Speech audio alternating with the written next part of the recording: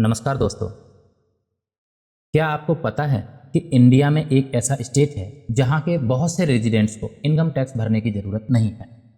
जी हाँ, हम सिक्किम की बात कर रहे हैं। सिक्किम एक टैक्स फ्री स्टेट की तरह ट्रीट होता है अपने लोगों के लिए।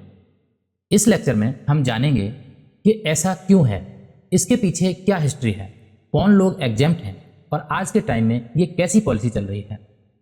सिक्किम की प्राकृतिक खूबसूरती के साथ साथ इस राज्य की टैक्स फ्री स्टेटस भी उसे एक यूनिक पहचान देता है। इंडिया के नॉर्थ ईस्टर्न हिस्से में एक छोटा सा मगर इम्पोर्टेंट राज्य है।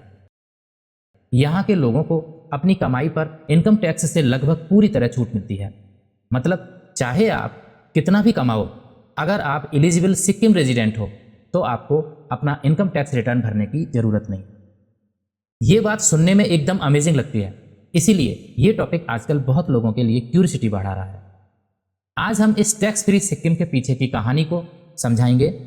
हम कवर करेंगे सिक्किम का हिस्टोरिकल बैकग्राउंड, क्या कानून है जो ये एग्जेम्पशंस देता है, specially section 10(26) of income tax act. कौन कौन इससे एग्जेम्प्ट हैं, ये पॉलिसी क्यों बनाई गई, इस पर कौन से विवाद हुए हैं और अभी करंट सिनेरियो क्या है। तो चलिए शुरू से शुरू करते हैं। Historical background. सबसे पहले थोड़ा इतिहास समझते हैं। सिक्किम एक वक्त पर एक इंडिपेंडेंट किंगडम हुआ करता था, जहां नामग्याल डायनेस्टी के राजा चोग्याल रूल करते थे। 1947 के बाद इंडिया और सिक्किम के बीच एक ट्रीटी साइन हुई, इंडो सिक्किम ट्रीटी 1950, जिसमें सिक्किम को इंडिया का प्रोटेक्टोरेट का दर्जा मिला। इसका मतलब सिक्किम के अंदरूनी ऑटोनॉमी बरकरार रही, लेकिन भारत सरकार कुछ एक्सटर्नल मैटर्स जैसे डिफेंस, फॉरेन अफेयर्स हैंडल करती थी। सिक्किम की अपनी अलग प्रशासनिक व्यवस्था थी, जिसके तहत 1948 से ही एक सिक्किम इनकम टैक्स मैनुअल लागू था। उस समय से सिक्किम के लोगों के ऊपर अपना लोकल टैक्स सिस्टम था, जो इंडिया के इनकम टैक्स से अलग था। 1960s और 70s में सिक्किम में पॉलिटिकल चेंजेस आए। सिक्किम के लोग भारत के साथ और इंटीग्रेशन चाहते थे। 1975 में एक रेफरेंडम हुआ, जनमत संग्रह हुआ, जिसमें सिक्किम के लोगों ने भारी मतों से वोट किया कि वो भारत का हिस्सा बनना चाहते हैं। रिजल्ट ये हुआ कि सिक्किम ने मोनार्की को एबोलिश करके ऑफिशियली इंडिया के 22nd स्टेट के रूप में मर्जर कर दिया। मर्जर के टाइम कुछ unique terms and conditions decide हुए थे।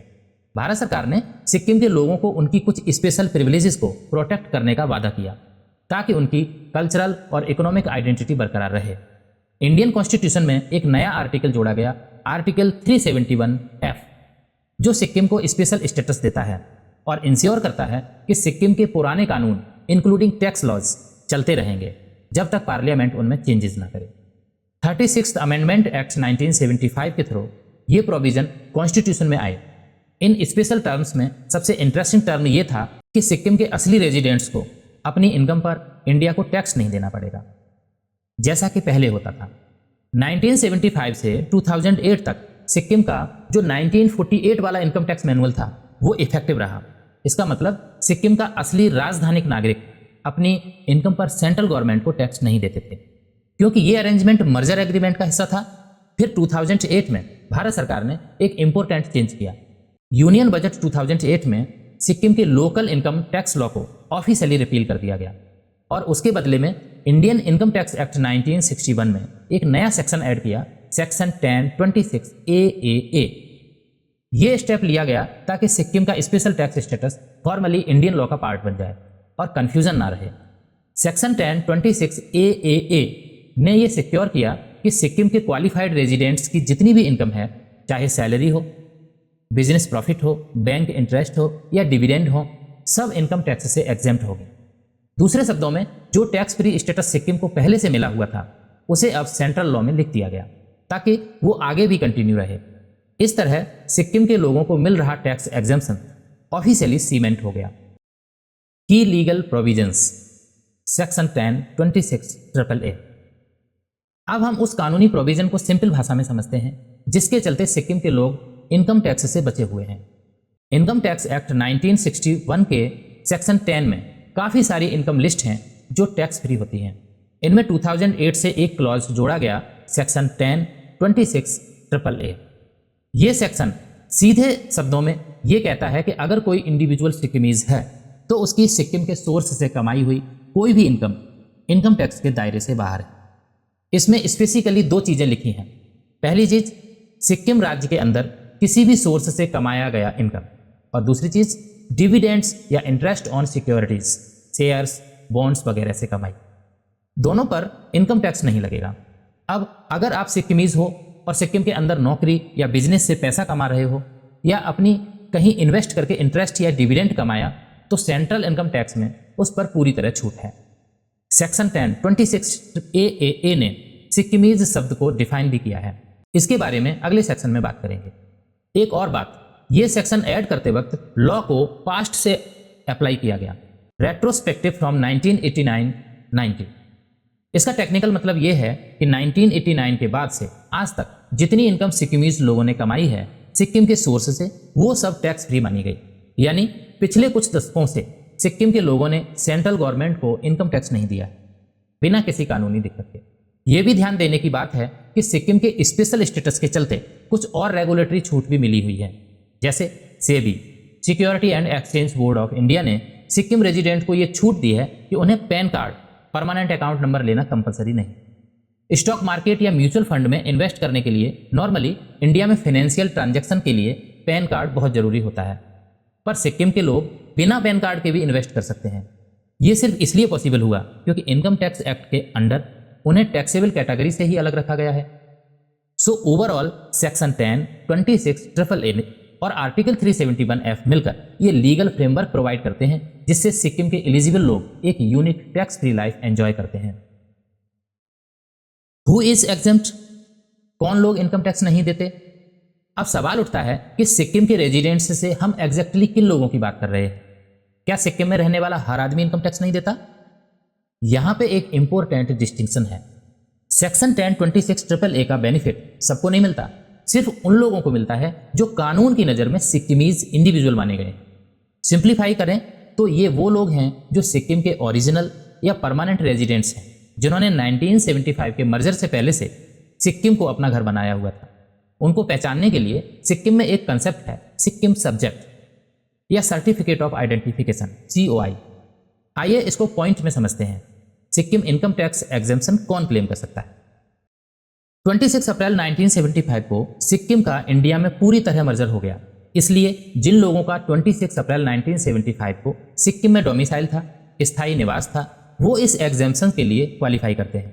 अगर आप या आपके पेरेंट्स, ग्रैंड पेरेंट्स 1975 से पहले सिक्किम में सेटल थे, तो आप सिक्किमीज माने जाते हो। Sikkim subject, COI holders. Sikkim राज्य एक रजिस्टर मेंटेन करता था जिसे सिक्किम सब्जेक्ट रजिस्टर कहते हैं। जिनके नाम इस रजिस्टर में थे उनको ऑफिशियली सिक्किमीज सब्जेक्ट माना गया। उन लोगों को एक certificate of identification, COI issue किया जाता है। जिनके पास ये COI है वो क्लियरली एग्जेम्पशंस के दायरे में आते हैं। सिक्किम के ओरिजिनल भूटिया, लेपचा कम्युनिटीज और पुराने नेपाली ओरिजिन वाले लोग जिन्होंने सिक्किम सिटीजन ली थी, वो इस कैटेगरी में आते हैं। डेसेंडेंट ऑफ सिक्किमीज, जिन लोगों के पूर्वज, फादर या paternal grandfather etcetera Sikkim subject register में लिस्टेड थे, उनकी आने वाली पीढ़ियां भी इसका लाभ लेती हैं। अगर आपके पिता या दादा का नाम उस पुराने रजिस्टर में था तो आपको भी सिक्किमीज माना जा सकता है, चाहे आपका जन्म थोड़ा बाद ही क्यों ना हुआ हो। इन शॉर्ट, असली सिक्किमीज परिवारों की कंटिन्यूटी को ये लॉ कवर करता है। यहाँ एक बात समझ लेना जरूरी है कि अगर आप 1975 के बाद सिक्किम शिफ्ट हुए, फॉर एग्जाम्पल मान लीजिए कि 1980 या 1990 में कोई फैमिली दूसरे स्टेट से आई और सिक्किम में बस गई, तो वो लोग इनकम टैक्स एग्जेम्पशन क्लेम नहीं कर सकते। सिर्फ वही लोग जो लॉ की डेफिनेशन में सिक्किमीज हैं, उन्हीं को ये बेनिफिट है। शुरू में जब पहली बार सेक्शन 10(26)AA बना था, उसमें सिक्किमीज की डेफिनेशन काफ़ी रेस्ट्रिक्टेड थी। बेसिकली सिर्फ वही जिनके नाम सिक्किम सब्जेक्ट रजिस्टर में थे या उनके क्लोज रिलेटिव। इस वजह से कुछ लोग जो सिक्किम में 1975 से पहले से रहते थे, पर उन्होंने कभी सिक्किम सब्जेक्ट रजिस्टर में अपना नाम नहीं लिखाया, क्योंकि वो पहले से इंडियन सिटीजन थे और उन्होंने सिक्किम की सिटीजनशिप फॉर्मली नहीं ली थी, उनको इनिशियली इस छूट से बाहर रखा गया। ये लोग खुद को ओल्ड सेटलर्स कहते हैं। ये मोस्टली 1975 से पहले सिक्किम में बस गए भारतीय व्यापारी और उनके परिवार के लोग। इन ओल्ड सेटलर्स ने इस बात को लेकर काफ़ी फाइट भी की कि इसके बारे में हम कंट्रोवर्सी सेक्शन में डिटेल से बात करेंगे। अब ये समझते हैं कि इनकम कौन से टाइप की एग्जेम्प्ट है और कौन से टाइप की इनकम एग्जेम्प्ट नहीं है। सेक्शन 1026 ए के अंडर एग्जेम्पशन सिर्फ उस इनकम के लिए है जो सिक्किम के अंदर सोर्स से आती है। अब अगर आप सिक्किमीज हो और सिक्किम के ही किसी ऑफिस से सैलरी पाते हो, सिक्किम में बिजनेस कर रहे हो या सिक्किम में प्रॉपर्टी है जिससे किराया आ रहा है, इन सब पर टैक्स नहीं लगेगा। लेकिन अगर आप सिक्किमीज तो हो लेकिन सिक्किम से बाहर कहीं कमाई करते हो, फॉर एग्जाम्पल दिल्ली में, मुंबई में आपकी बिजनेस ब्रांच है या आपके प्रॉपर्टीज कोलकाता में है जिससे रेंट आ रहा है, उस बाहर वाली इनकम पर आपको इंडिया के नॉर्मल टैक्स रूल्स फॉलो करने पड़ेंगे। सिक्किम की एग्जेम्पशन जियोग्राफिकली रेस्ट्रिक्टेड है। एग्जाम्पल के लिए एक सिक्किम रेजिडेंट अगर स्टॉक मार्केट या म्यूचुअल फंड से प्रॉफिट कमाता है तो जनरली वो भी एग्जेम्प्ट माना जाता है, क्योंकि सेक्शन 1026 ए स्पेसिफिकली डिविडेंड और इंटरेस्ट इनकम को भी छूट देता है। सोचिए, अगर कोई सिक्किम रेजिडेंट्स दिल्ली में जाकर कंसल्टेंसी सर्विस दे और पेमेंट ले, वो इनकम सिक्किम के बाहर अर्न हुई मानी जाएगी, जिस पर उन्हें टैक्स देना पड़ सकता है। एक और शर्त जो 2008 से 2023 तक लॉ में थी, काफ़ी इंटरेस्टिंग और कंट्रोवर्शियल शर्त है। क्या है? अगर कोई सिक्किमीज वुमेन उसने 1 अप्रैल 2008 के बाद किसी नॉन सिक्किमीज आदमी से शादी कर ली तो उस सिक्किमीज वुमेन का ये टैक्स एग्जेम्पशन वाला स्टेटस खत्म हो जाएगा। शादी के बाद वो लेडी फिर से सिक्किमीज नहीं मानी जाएगी टैक्स पर्पज के लिए और उसे भी टैक्स देना पड़ सकता है। ये क्लॉज बहुत ही अलग था क्योंकि मेल सिक्किमीज के केस में ऐसा कुछ नहीं था। अगर एक सिक्किम का आदमी बाहर की लड़की से शादी करे और उसका टैक्स स्टेटस नहीं छिनता था, इस जेंडर बेस्ड रूल को लेकर आगे चल के काफ़ी डिबेट हुई और कोर्ट्स तक बात पहुंची। इसको हम कंट्रोवर्सी सेक्शन में डिटेल में बात करें। फिलहाल के लिए इतना समझ लीजिए ये कंडीशन थी जिसे अब हटा दिया गया है। समराइज करें तो सिक्किम का टैक्स एग्जेम्पशन सिर्फ उन्हीं लोगों के लिए है जो सिक्किम के original residents Sikkimese as per law हैं और जो इनकम सिक्किम के अंदर जनरेट करते हैं। बाकी लोग जो बाद में बस गए या जो इनकम बाहर से कमाते हैं इस फायदे में इंक्लूड नहीं होते। इस तरह सिक्किम का ये स्टेटस एक क्लोज्ड ग्रुप प्रिविलेज्ड है। सभी भारतवासी उठ के सिक्किम जाकर बस जाएं तो भी उनको ये बेनिफिट तुरंत नहीं मिलेगा। एक्चुअली अगर आप ऐसा सोच रहे हैं कि चलो सिक्किम में जाके बस जाते हैं टैक्स बचाने के लिए, तो आप गलत फहमी में हैं। क्यों? क्योंकि आपको सिक्किम का COI नहीं मिलेगा, सर्टिफिकेट ऑफ आइडेंटिफिकेशन नहीं मिलेगा जब तक आपके एंसेस्टर्स वहां के पुराने सिटीजन ना। So it's a very specific exemption targeted to Sikkim original inhabitants. Why this exemption? इस व्यवस्था के पीछे का रैशनल क्या है? सवाल उठता है, आखिर सिक्किम को ये स्पेशल प्रिविलेज मिला ही क्यों? जब पूरे देश के लोगों को अपनी कमाई पर टैक्स देना पड़ता है तो सिक्किम के लोगों को ये छूट क्यों मिल रही है? इसके पीछे हिस्टोरिकली और पॉलिटिकली दोनों रीजन है। सबसे बड़ा रीजन है कि सिक्किम का इंडिया के साथ मर्जर एक नॉर्मल स्टेट जैसा नहीं हुआ था। वो एक नेगोशिएटेड एग्रीमेंट का पार्ट था जहां सिक्किम के लोगों को कुछ एश्योरेंस दिए गए थे। जब सिक्किम 1975 में इंडिया में शामिल हुआ तब आर्टिकल 371F द्वारा ये लिखित गारंटी दी गई कि सिक्किम के एग्जिस्टिंग लॉज और राइट्स को प्रोटेक्ट किया जाएगा। सिक्किम के लोगों को डर था कि इंडिया के साथ आने से कहीं उनकी फाइनेंशियल ऑटोनॉमी न चली जाए। उस टाइम सिक्किम एक रिलेटिवली छोटा और अलग इकोनॉमी था जहां लोगों को सेंट्रल टैक्सेस की आदत नहीं थी, तो उनके सेंस ऑफ सिक्योरिटी के लिए ये टैक्स एग्जेम्पशंस का क्लॉज इंक्लूड किया गया। ये एक तरह से सिक्किम के लोगों को दिया गया फाइनेंशियल एश्योरेंस था ताकि उनकी इकोनॉमिक वेल बीइंग पे कोई बुरा असर ना पड़े इंटीग्रेशन की वजह से। सिक्किम का जो इनकम टैक्स मैनुअल 1948 में था उसके हिसाब से सिक्किम के सिटीजन को अपनी इनकम पर सिक्किम सरकार को भी डायरेक्ट इनकम टैक्स पे नहीं करना पड़ता था। कुछ अलग लोकल टैक्सेस होंगे पर इनकम टैक्स वाला कंसेप्ट वहां नहीं था। तो अगर आप 1975 के बाद अचानक उन पर भारत का इनकम टैक्स एक्ट लगा देते तो वो एक मेजर चेंजेस होता उनके लिए। हो सकता था कि इससे लोकल लोगों में नाराजगी आती, एंजाइटी पैदा होती। इसलिए भारत सरकार ने फैसला किया कि जो सिस्टम सिक्किम में चला आ रहा था उसे ही हम कंटिन्यू रखेंगे ताकि ट्रांजिशन स्मूथ रहे और सिक्किम के लोग खुश रहें। इस प्रॉमिस ने सिक्किम के लोगों का भरोसा जीता और उन्होंने बिना रेजिस्टेंस के इंडियन यूनियन को एक्सेप्ट किया। You can think of it as a part of deal, give and take during merger. Sikkim became part of India and in return India honoured some special demands of Sikkimese. इसमें सबसे main थी उनकी tax free status. दूसरा rational ये भी समझ सकते हैं कि सिक्किम जियोग्राफिकली और कल्चरली एक सेंसिटिव रीजन है, चाइना बॉर्डर के पास स्ट्रेटेजिक लोकेशन पर है। ऐसे में उनकी पॉपुलेशन को खुश और कंटेंट रखना नेशनल इंटरेस्ट में भी था। फाइनेंशियल बर्डन ना डालना उसका एक तरीका था। सिक्किम का पॉपुलेशन बहुत ज़्यादा नहीं है। 2025 तक अब तक अराउंड 7 लाख लोग और वहाँ की इकोनॉमी भी बहुत बड़ी नहीं है। तो सच बोलूँ तो सेंट्रल गवर्नमेंट का कोई बहुत बड़ा टैक्स रेवेन्यू लॉस नहीं होता सिक्किम के एग्जेम्पशन देने की वजह से।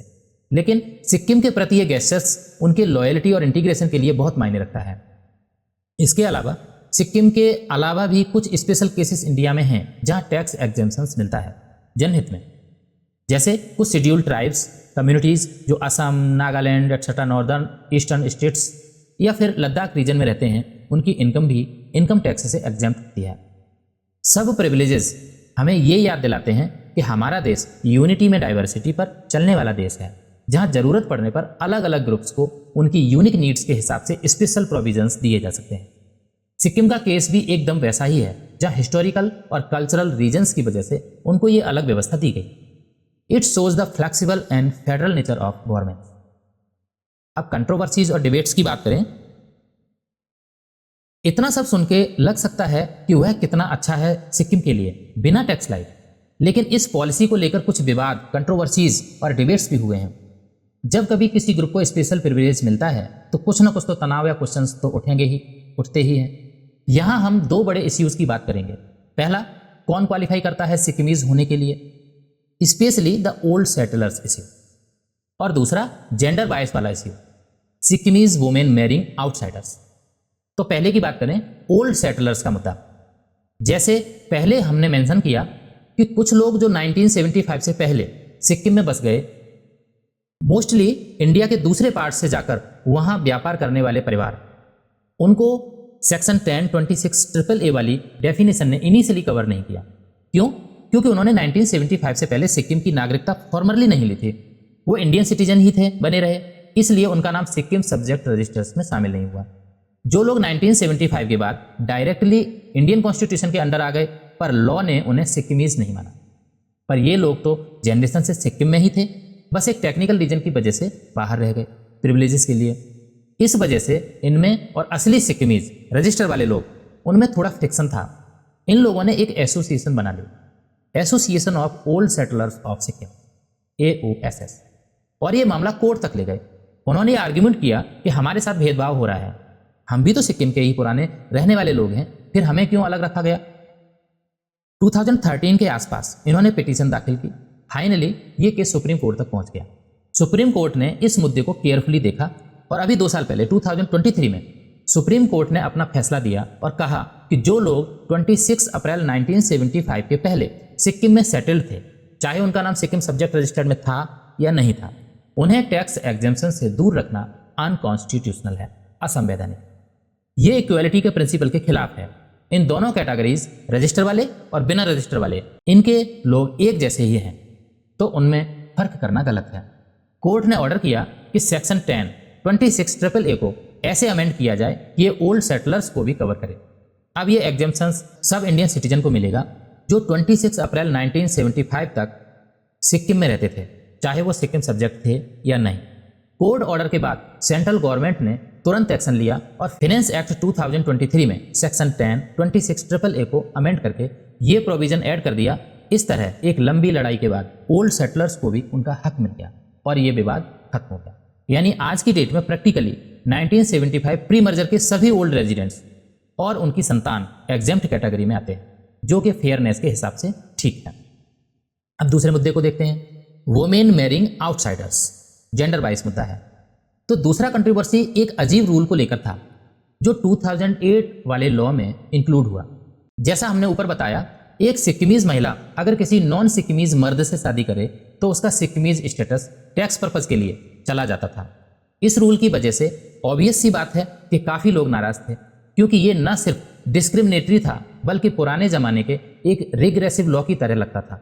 इंटरेस्टिंगली ये रूल सिक्किम के खुद के पुराने लॉज से आया था। सिक्किम में एक ट्रेडिशन ऐसा होता था कि बाहर व्यक्ति से शादी करने पर लड़की अपने कुछ नेटिव राइट्स को लॉस करती थी, जैसे प्रॉपर्टी राइट्स वगैरह। शायद उसी कंसेप्ट को इनकम टैक्स में एग्जेम्पशन में भी डाल दिया गया। 2008 में जब से क्लॉज को चैलेंज किया गया, तब सुप्रीम कोर्ट ने इनिशियल स्टेज पर इसको अपहोल्ड कर दिया था। फाइनली 2022 23 में जब ओल्ड सेटलर्स वाला केस उठा तब सुप्रीम कोर्ट के सामने ये वोमेन वाला इश्यू भी आया और इस पर सुप्रीम कोर्ट ने स्पष्ट रूप से कह दिया कि ये रूल जेंडर इनइक्वालिटी पैदा करता है और ये अनकॉन्स्टिट्यूशनल है। कोर्ट ने नोट किया कि अगर सिक्किमीज मर्द ने बाहर की औरत से शादी की तो उसका एग्जेम्पशन नहीं जाता और 1 अप्रैल 2008 से पहले अगर लड़कियों ने बाहर शादी की तो उन पर भी ये रूल अप्लाई नहीं हुआ। तो फिर सिर्फ 2008 के बाद वाली सिक्किमीज महिलाओं के अगेंस्ट ही क्यों? ये बिल्कुल आर्बिट्रेरी और इर्रेशनल है। अब लॉ से ऑफिशियली ये लाइन हटा दी गई जिससे सिक्किम की महिलाओं के साथ जो अलग व्यवहार हो रहा था वो बंद हो गया। अब कोई सिक्किमीज फीमेल चाहे बाहर के किसी भी व्यक्ति से शादी करे उसका इनकम टैक्स एग्जेम्पशंस का अधिकार बना रहेगा। सिर्फ शादी की वजह से वो प्रिविलेजेस अब नहीं छीन सकता। ये एक बहुत वेलकम चेंज है क्योंकि 21वीं सदी में इस तरह का जेंडर बेस्ड फर्क बिल्कुल भी जस्टिफाई नहीं किया जा सकता। ऑनलाइन और पॉलिटिकल डिबेट्स क्या हैं? इन दो लीगल मुद्दों के अलावा भी सिक्किम के टैक्स फ्री स्टेटस पर कुछ जनरल डिबेट्स होती रही हैं। जब कभी ये बात लोगों को पता चली तो कुछ कहते हैं अरे हमारे स्टेट में अभी तो टैक्स फ्री करो, और कुछ लोग सवाल उठाते हैं कि क्या ये फेयर है कि एक राज्य के लोग टैक्स ना दें जबकि बाकी सबको देना पड़ता है। सोशल मीडिया पर यह टॉपिक ट्रेंड कर चुका है। अब तक देश की किसी मेन स्ट्रीम पॉलिटिकल पार्टी ने खुलकर इसको हटाने की मांग नहीं की है। इसके कारण यह है कि ये अरेंजमेंट कॉन्स्टिट्यूशनल में प्रोटेक्टेड है, आर्टिकल 371 एक्ट से, और ये हिस्टोरिकली एग्रीमेंट का पार्ट। इसे छेड़ना मतलब सिक्किम के लोगों के साथ विश्वासघात जैसा होगा। सिक्किम के नेता भी इस प्रिविलेजेस को अपनी आइडेंटिटी से जुड़ा मानते हैं तो वो भी चाहते हैं कि ये बरकरार रहे। अभी तक सेंट्रल गवर्नमेंट ने भी कोई ऐसा संकेत नहीं दिया कि वो इस एग्जेम्पशंस को खत्म करना चाहती है। हाँ, टाइम टू टाइम कुछ र्यूमर्स या डिस्कशंस जरूर होते हैं। जैसे जब 370 वाला इश्यू था J&K का तो कुछ लोगों ने पूछा कि 371F का क्या, पर ओवरऑल कंसेंसस ये है कि सिक्किम का ये स्पेशल स्टेटस कंटिन्यू करना चाहिए क्योंकि ये एक यूनिक केस है। सो पॉलिटिकली इस पर ज्यादा टर्मोइल नहीं देखा गया सिवाय इन लीगल चैलेंजेस के जो हमने डिस्कस किए। करंट सिनेरियो क्या है? आज की स्थिति क्या है? अब तक हमने हिस्ट्री और लॉ सब देख लिया। सवाल यह है कि आज 2025 में क्या ये एग्जेम्पशंस अभी भी लागू है? जी हाँ, बिल्कुल लागू है। सिक्किम अभी भी इंडिया का एकमात्र स्टेट है जिसे ये प्रिविलेजेस मिला हुआ है कि वहां के लोग एलिजिबल रेजिडेंट्स को अपनी इनकम पर सेंट्रल इनकम टैक्स नहीं देना पड़ता। 2023 में सुप्रीम कोर्ट के डिसीजन के बाद गवर्नमेंट ने फाइनेंस एक्ट 2023 में सेक्शन 10(26)AA को अमेंड करके ऑफिशियली लॉ को अपडेट कर दिया। अमेंडमेंट के बाद अब डेफिनेशन ऑफ सिक्किमीज का झगड़ा खत्म हो गया। अब लॉ ये कहता है कि जो भी व्यक्ति 26 अप्रैल 1975 को सिक्किम का डोमिसाइल था या उस व्यक्ति की संतान, वो एग्जेम्पशंस क्लेम कर सकता है। साथ ही जो जेंडर वाइज वाली कंडीशन थी उसको भी हटा दिया गया है। यानी अब कानूनन भी सिक्किम के सारे पुराने बासिंदे इन एविडेंट्स चाहे मेल हों या फीमेल हों सब बराबर हैं इस मामले में। अगर आप सोच रहे हैं कि ये सब तो ठीक है पर प्रैक्टिकली लाइफ कैसी है सिक्किम में टैक्स को लेकर, तो जरा सोचिए। पूरे देश में जहां हर फाइनेंशियल ईयर के खत्म होते ही लोग अप्रैल से जुलाई के बीच ITR फाइल करने की टेंशन लेते हैं, सिक्किम में लोग इसे बेफिक्र होकर रहते हैं। जुलाई 31 की डेडलाइन सिक्किम के असली रेजिडेंट्स को डराती नहीं है क्योंकि उन्हें ITR फाइल करना ही नहीं है। कोई सिक्किमीज एक साल में लाखों कमाए या करोड़ों कमाए, उन्हें इनकम टैक्स रिटर्न भरने की ऑब्लिगेशन से भी छूट है जब तक उनकी सारी इनकम सिक्किम के अंदर है। तो दोस्तों, ये था सिक्किम में टैक्स की छूट के बारे में। नमस्कार।